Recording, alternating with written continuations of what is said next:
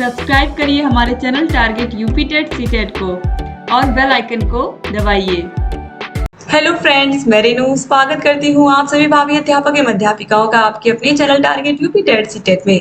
दोस्तों, हम पढ़ रहे थे आपके डीएलएड थर्ड सेमेस्टर के 5वें पेपर यानी कि आपके सामाजिक अध्ययन विषय के मोस्ट इंपोर्टेंट बहुविकल्पी क्वेश्चंस की सीरीज में, आपके पवन सीरीज के बहुविकल्पी क्वेश्चंस की सीरीज में पार्ट 1 हम कंप्लीट पढ़ चुके हैं। अब यहाँ पर हम पार्ट 2 को पढ़ेंगे आज की इस क्लास में। चलिए स्टार्ट करते हैं। क्वेश्चन नंबर 76 से 75 तक टोटल हमने पढ़ लिया था। तो 76 नंबर क्वेश्चन है, राज्यसभा के सदस्यों का कार्यकाल कितना होता है? तो लोकसभा के सदस्यों का आप सभी को पता है, हर 5 साल में बनते हैं सांसद, लेकिन जो राज्यसभा के सदस्य होते हैं उनका कार्यकाल 6 वर्ष का होता है। ऑप्शन ब यहाँ पर राइट आंसर हो जाएगा। ठीक है, आगे बढ़ते हैं हम लोग अगले क्वेश्चन पर। क्वेश्चन नंबर 77 है, उच्चतम न्यायालय के न्यायाधीश का कार्यकाल कितने आयु का होता है? यानी कि जो सुप्रीम कोर्ट के जज होते हैं उनका जो कार्यकाल होता है वो होता है 65 वर्ष का। ऑप्शन अ सही हो जाएगा। क्वेश्चन नंबर 78 है, सर्वोच्च न्यायालय के न्यायाधीशों की नियुक्ति कौन करता है? जो सुप्रीम कोर्ट के जज होते हैं उनकी नियुक्ति के समय उनकी नियुक्ति यानी कि उनको शपथ कौन दिलवाता है? तो ये करवाते हैं भारत के राष्ट्रपति। ऑप्शन अ सही हो जाएगा। क्वेश्चन नंबर 79 है, जनहित याचिका को अदालत में कौन कौन दायर कर सकता है? पीड़ित पक्ष, कोई भी नागरिक, स्वयं न्यायालय या सभी? तो कोई भी। ऑप्शन द सही हो जाएगा, उपयुक्त सभी। क्वेश्चन नंबर 80 है, कौन सा कर किसी अन्य पर हस्तांतरित नहीं किया जा सकता है? उत्पादन शुल्क, जीएसटी, केंद्रीय बिक्री कर या आयकर? अगर आयकर आपका है, इनकम टैक्स, तो आपको ही उसको चुकाना पड़ेगा, कोई किसी और के ऊपर आप हस्तांतरित नहीं कर सकते उसको। क्वेश्चन नंबर 81 है, सर्वोच्च न्यायालय कहाँ स्थित है? तो नई दिल्ली में स्थित है सुप्रीम कोर्ट। क्वेश्चन नंबर 82 है, पृथ्वी के कितने भाग में जल है? तो हम सभी को पता है 3/4 भाग पर जल है हमारे पृथ्वी के। तो ऑप्शन ब सही हो जाएगा। क्वेश्चन नंबर 83 है, भारतीय संविधान की 8वीं अनुसूची में कितनी भाषाओं का उल्लेख है? 16, 18, 22 या 21?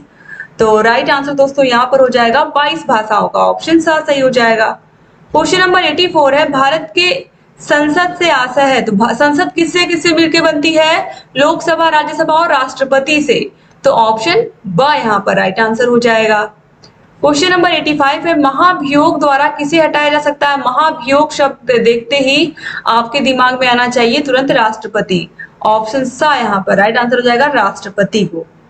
आगे बढ़ते हैं। क्वेश्चन नंबर 86 पर, संघ सूची में कितने विषय शामिल हैं? तो संघ सूची में दोस्तों 97 विषय जब संविधान की रचना हुई थी, जब संविधान को अपनाया गया था तब 97 थे। अभी बढ़ चुके हैं कुछ, लेकिन यहाँ पर चूंकि संघ सूची में कितने विषय शामिल है स्पष्ट ये पूछा है, तो इसलिए यहाँ पर हम 97 लगाएंगे जो एग्जैक्ट संविधान बनने के समय था। अब क्वेश्चन नंबर 87 है, समवर्ती सूची में कितने विषय शामिल हैं? यानी कि ऐसे विषय जिस पर राज्य सरकार और केंद्र सरकार दोनों मिलकर के कानून बना सकती हैं। तो ये है 52। इस समय करंट सिचुएशन में 52 है इस समय वर्तमान में। क्वेश्चन नंबर 88 है, शिक्षा को किस सूची में शामिल किया गया? तो शिक्षा को हमने समवर्ती सूची में रखा, यानी कि केंद्र सरकार राज्य सरकार दोनों ही इस पर कानून बना सकती हैं। क्वेश्चन नंबर 89 है, भारत पर प्रथम मुस्लिम आक्रमण कब हुआ था? तो ये हुआ था 712 ईस्वी में। क्वेश्चन नंबर 90 पे आते हैं, निम्नलिखित में से किसके शासनकाल को वास्तुकला की दृष्टि से स्वर्ण काल कहा जाता है? वास्तुकला की दृष्टि से स्वर्ण काल किसके काल को कहते हैं? अकबर, जहांगीर, शाहजहां या बाबर? तो राइट आंसर दोस्तों यहाँ पर हो जाएगा शाहजहां के काल को। वास्तुकला जैसे कि इतनी अच्छी अच्छी इमारतें बनाई गई थी, शाहजहां ने ही ताजमहल बनवाया था, आप सभी को पता है। क्वेश्चन नंबर 91 है, मोहम्मद बिन तुगलक ने अपनी राजधानी दिल्ली से कहाँ स्थानांतरित की थी? लाहौर, आगरा, कराची या देवगिरी या दौलताबाद? तो राइट आंसर दोस्तों यहाँ पर हो जाएगा दौलताबाद। ऑप्शन द सही हो जाएगा, देवगिरी या दौलताबाद। क्वेश्चन नंबर 92 है, कार्ल मार्क्स कहाँ का निवासी था? जर्मनी, फ्रांस, रूस या इटली? तो कार्ल मार्क्स कहाँ का निवासी था? जर्मनी का निवासी था। क्वेश्चन नंबर 93 है, विश्व युद्ध की समाप्ति कब हुई थी? प्रथम विश्व युद्ध की समाप्ति कब हुई थी? तो ये हुई थी 11 नवंबर 1918 को। तो ऑप्शन द यहाँ पर राइट आंसर हो जाएगा। क्वेश्चन नंबर 94 है, राष्ट्रपति राज्यसभा में कितने सदस्यों को मनोनीत कर सकता है? यानी कि कितने सदस्यों को राज्यसभा में बैठने की अनुमति दे सकते हैं? तो ये टोटल संख्या होती है 12 और ये बहुत बहुत इंपॉर्टेंट क्वेश्चन है। क्वेश्चन नंबर 95 है, प्रधानमंत्री को शपथ कौन दिलवाता? अभी आप लोगों ने देखा होगा प्रधानमंत्री को शपथ कौन दिलवा रहा था? भारत के राष्ट्रपति, ऑप्शन ब। ये बहुत इंपॉर्टेंट दोस्तों, भारत के प्रधानमंत्री को, भारत के सर्वोच्च न्यायालय के न्यायाधीश को जो शपथ है वो राष्ट्रपति ही दिलवाते हैं। क्वेश्चन नंबर 96 है, लोकसभा की सदस्यता के लिए उम्मीदवार की आयु कितने वर्ष से कम नहीं होनी चाहिए? कम से कम 25 वर्ष तो होनी ही चाहिए। 25 वर्ष से कम आयु के अगर आप हो तो आप लोकसभा का इलेक्शन नहीं लड़ सकते हो। क्वेश्चन नंबर 97 है, शेख सलीम चिश्ती का मकबरा कहाँ है? बहराइच, फतेहपुर सीकरी, जौनपुर या अजमेर? तो शेख सलीम चिश्ती का मकबरा पूछ रहा है दोस्तों, और ये स्थित है फतेहपुर सीकरी में। क्वेश्चन नंबर 98 है, विश्व मौसम संगठन का मुख्यालय कहाँ है? प्राग, लंदन, जिनेवा या रूस? तो ये जिनेवा में है। क्वेश्चन नंबर 99 है, ध्रुवीय राष्ट्रों का नेतृत्व किसने किया था? हंगरी ने, इटली ने, ऑस्ट्रेलिया ने या जर्मनी ने? तो राइट आंसर है जर्मनी ने किया था। क्वेश्चन नंबर 100 पे आते हैं, भारत में हरित क्रांति की शुरुआत कब हुई थी? तो भारत में हरित क्रांति की शुरुआत हुई थी 1966 से 1967 के बीच में, जिससे फसल उत्पादन में आशातीत वृद्धि हुई थी। इससे पहले हमारा देश दूसरे देशों से मांग करके अनाज खाता था, फिर हम लोग इतने सक्षम हो गए हरित क्रांति के बाद कि हम लोगों ने भी फिर अनाज निर्यात करना शुरू किया, क्योंकि हमें खाने के लिए पर्याप्त हो गया था। फिर हमने दूसरे देशों को उसको एक्सपोर्ट करना या निर्यात करना भी शुरू कर दिया। तो हरित क्रांति के बाद बहुत ज्यादा कृषि में बहुत ज्यादा आशातीत वृद्धि हुई। लगभग फसलों की, जो लोग खेती करते थे उनकी भी अच्छी कमाई होने लगी। क्वेश्चन नंबर 101 पे आते हैं, विश्व का सबसे प्राचीन देश कौन सा दोस्तों? तो देखिए, विश्व के प्राचीन देशों में चीन का नाम पहले आता है, ठीक है। तो यहाँ पर ऑप्शन ब सही हो जाएगा दोस्तों। यहाँ पर आप देखिए, चीन के बाद जापान भी है, ईरान भी है, बहुत सारे हैं, लेकिन चीन पहले आता है, ठीक है। ऑप्शन ब सही हो जाएगा। क्वेश्चन नंबर 102 पे आते हैं, कपास का रेशा पौधे के किस भाग से प्राप्त होता है? तने से, जड़ से, फल से या पत्तों से? तो जो कपास का रेशा है ये पौधे के फल से प्राप्त होता है। ऑप्शन सा सही हो जाएगा। क्वेश्चन नंबर 103 है, उत्तराखंड, उत्तर प्रदेश, बिहार, पश्चिम बंगाल और सिक्किम की सीमाएं किस देश को छूती हैं? 1, 2, 3, 4 और 5 राज्य। जो नेपाल देश है इसकी सीमा हमारे 5 राज्यों को छूती है। तो ऑप्शन नंबर सा यहाँ पर राइट आंसर हो जाएगा, नेपाल। क्वेश्चन नंबर 104 है, न उड़ पाने वाली एकमात्र पक्षी अंटार्कटिका में पाई जाती है? पेंगुइन, पेट्रल, अल्बाट्रोस या फिर इनमें से कोई? राइट आंसर है पेंगुइन। क्वेश्चन नंबर 105 है, पृथ्वी की ऊपरी सतह को कहते हैं जल संपदा, वन संपदा, मृदा संपदा या वायु संपदा? तो इसे हम कहते हैं मृदा संपदा। क्वेश्चन नंबर 106 है, मराठों के आक्रमण से पूर्व पंजाब पर किसका शासन था? मोहम्मद शाह, साइरता खां, नादिर शाह या अहमद शाह अब्दाली? तो राइट आंसर है अहमद शाह अब्दाली का शासन था। क्वेश्चन नंबर 107 पे आते हैं, विदेशी कंपनियों के व्यापारिक केंद्रों को क्या कहते थे? बंगाल, कोठी, हवेली या दुकान? तो उन्हें हम कहते थे कोठी। क्वेश्चन नंबर 108 है, निम्नलिखित में से कौन सा धात्विक खनिज है? अब्रक, जिप्सम, तांबा या फिर हीरा?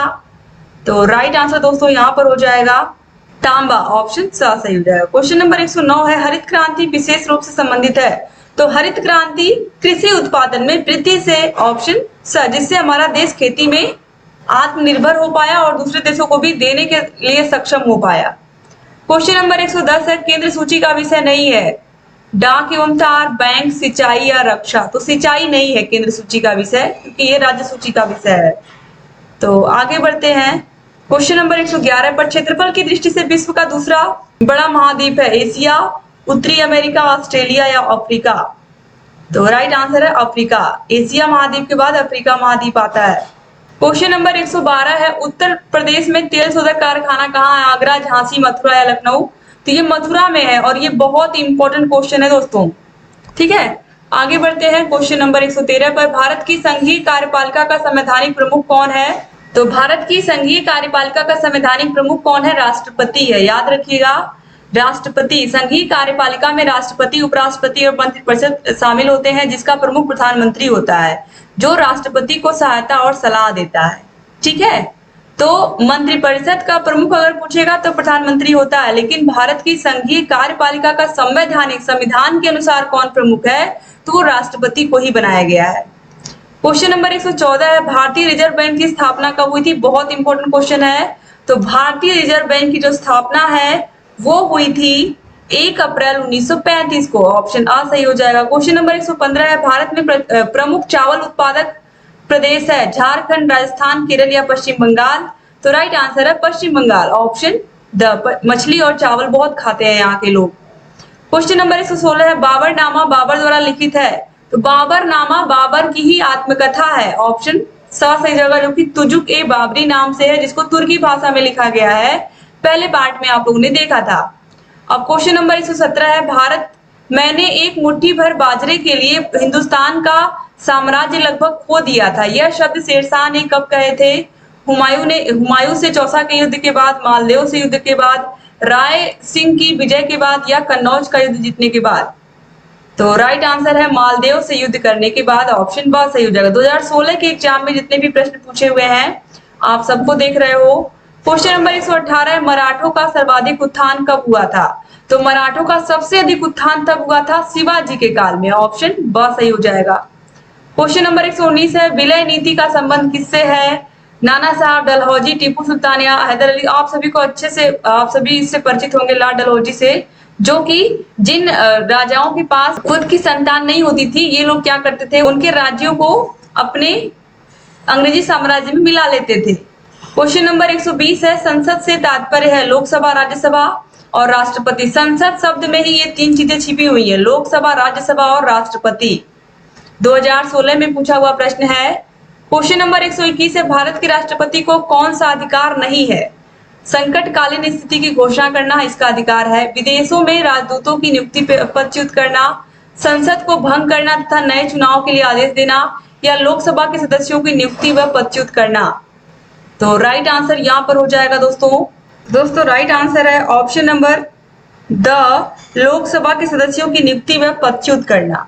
ठीक है, ये राष्ट्रपति का काम नहीं है। बाकी यहाँ पर जितने भी आप देख रहे हो, संकटकालीन स्थिति की घोषणा, विदेशों में राजदूतों की नियुक्ति व पदच्युत करना, संसद को भंग करना तथा नए चुनाव के आदेश देना, ये सब होता है। क्योंकि जो लोकसभा के सदस्य होते हैं, इनकी नियुक्ति तो मत पत्रों के आधार पर होती है। आप सभी को पता है कि ये लोग अपने अपने क्षेत्र से जीत करके आते हैं। तो याद रखिएगा कि लोकसभा के सदस्यों का चुनाव भारत की जनता द्वारा सार्वभौमिक अधिकार के आधार पर प्रत्यक्ष रूप से किया जाता है। क्वेश्चन नंबर 122 है, भारत का प्रथम नागरिक होता है राष्ट्रपति। ऑप्शन आ सही हो जाएगा। क्वेश्चन नंबर 123 है, सर्दियों में अंटार्कटिका में अंधेरा रहता है। तो सर्दियों में अंटार्कटिका में 24 घंटे अंधेरा रहता है। तो ऑप्शन सा सही हो जाएगा। ठीक है, आगे बढ़ते हैं। क्वेश्चन नंबर 124 पे आते हैं, अबीर गुलाल में उड़ता हुआ हल्का रंगीन पदार्थ क्या होता है? गेरू, चांदी, अब्रक या बर्फ। तो राइट आंसर है दोस्तों, ये होता है अब्रक। क्वेश्चन नंबर 125 है, कर्नाटक में कैगा में क्या स्थित है? तो परमाणु ऊर्जा उत्पादन केंद्र। ऑप्शन ब राइट आंसर हो जाएगा, क्योंकि परमाणु ऊर्जा उत्पादक केंद्र कर्नाटक के कैगा में है, उत्तर प्रदेश के नरौरा में है, महाराष्ट्र के तारापुर में है। ये सब याद रखिएगा आप लोग, बहुत इंपॉर्टेंट है। 2016 में ही पूछे हुए प्रश्न आप देख रहे हो। क्वेश्चन नंबर 126 पे आते हैं, इंटरनेट पर प्रयोग किए जाने वाले www का विस्तारित रूप क्या है? तो world wide web Windows, well, world wide web या वर्ल्ड विथ बिट। तो राइट आंसर हम सभी को पता है क्या है, वर्ल्ड वाइड वेब। ऑप्शन सा सही हो जाएगा। क्वेश्चन नंबर 127 पे आते हैं, रेंज क्या है? रेंज पशुओं के बाड़ा को कहते हैं, मनुष्यों के घर को कहते हैं, जंगलों के पुंज को कहते हैं या पर्वतों की श्रेणी को कहते हैं। तो राइट आंसर है पर्वतों की श्रेणी को हम रेंज कहते हैं। ठीक है, रेंज नहीं रेंज है ये। 2016 में पूछा हुआ प्रश्न है। क्वेश्चन नंबर 128 पर आ जाते हैं, पानीपत का युद्ध किसके किसके बीच लड़ा गया था? तो पहला पानीपत का जो युद्ध था वो हम सभी को पता है कि बाबर की सेना और इब्राहिम लोदी की सेना के बीच, यानी कि बाबर और इब्राहिम लोदी के बीच में लड़ा गया था, जो कि 1526 में लड़ा गया था और इसमें बाबर की जीत हुई थी। ठीक है, तो बाबर के बारे में याद रखिएगा, बाबर की आत्मकथा तुजुक-ए बाबरी किसमें लिखी गई थी? तुर्की भाषा में लिखी गई थी। बाबरनामा क्या है? बाबर की आत्मकथा। ये सब बार बार एग्जाम में पूछता है ये सब प्रश्न, 2017 में ही पूछा हुआ प्रश्न है। इसके बाद क्वेश्चन नंबर 129 पे आते हैं, सिराजुद्दौला तथा क्लाइव के बीच लड़ा गया था प्लासी का युद्ध, बक्सर का युद्ध, मैसूर का युद्ध या कर्नाटक का युद्ध। तो राइट आंसर दोस्तों यहाँ पर हो जाएगा प्लासी का युद्ध, सिराजुद्दौला और क्लाइव के बीच लड़ा गया था। ये प्रश्न आप पहले भी देख चुके हो। क्वेश्चन नंबर 130 है, सहायक संधि प्रणाली का प्रयोग किसने किया था? Lord Cornwallis, Lord Wellesley Lord Hasting या फिर लॉर्ड विलियम बेंटिंग? तो राइट आंसर दोस्तों है लॉर्ड वेलेजली, ऑप्शन ब यहाँ पर राइट आंसर हो जाएगा। तो इस तरीके से यहाँ पर आप लोगों ने टोटल 130 क्वेश्चन तक कंप्लीट कर लिया है। अब जितने भी क्वेश्चंस बचे हैं उनको हम अगली क्लास में देखेंगे। Thank you so much class को पूरा देखने के लिए दोस्तों। यहाँ पर आप देखिए हमारा कॉन्टेक्ट नंबर दिया हुआ, अगर आपको 8 के 8 विषयों के आपके थर्ड सेमेस्टर के हाथों से लिखे हुए नोट्स चाहिए, सारे विषयों की क्लासेस, सारे विषयों की मास्टर क्लासेस, तो ये सब आपको मिलेंगे हमारे ऐप अस्तित्व एकेडमी ऐप पर। ऐप की link description box comment box में मिल जाएगी। आप फोन कर सकते हो, कॉल करके, या फिर आप मैसेज करके भी पूछ सकते हैं। और अगर अभी तक आपने चैनल को सब्सक्राइब नहीं किया तो सब्सक्राइब कर लीजिए। सारे विषयों के क्लासेस की लिंक, मास्टर क्लासेस की लिंक, आपको सब कुछ मिल जाएगा चैनल पर, देखते रहिए। और अगर आप ऐप को डाउनलोड करना चाहते हैं, कोर्स को लेना चाहते हैं, तो वो भी आप ले सकते हैं। ठीक है, तो thank you so much class को पूरा देखने के लिए।